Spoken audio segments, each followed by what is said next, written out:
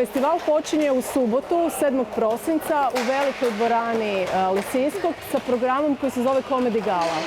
Riječ je o kratkim formama stand-upa po uzoru na londonske klubove, dakle gdje imamo 20 minuta nastupa jednog stand-up komičara, voditelja, pa onda sljedeći nastup. Ukupno će se izmijeniti čak 5 komičara.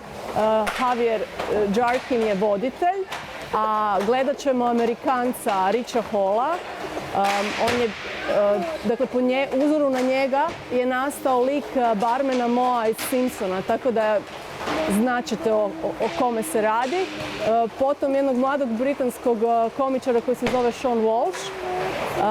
Imamo i damu, ona se zove Dana Alexander, stiže nam iz Kanade. I imamo gospodina koji se zove John Gordillo.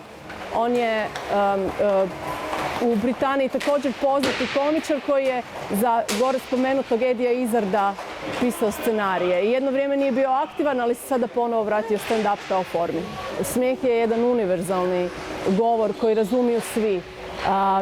Nije nužno da baš perfektno govorite engleski da bi razumjeli i da bi se smijali nekakvim univerzalnim stvarima. Pozivamo vas da što većem broju dođete u Lisinski kako bi mi sljedeće godine doveli nekog drugog komičara.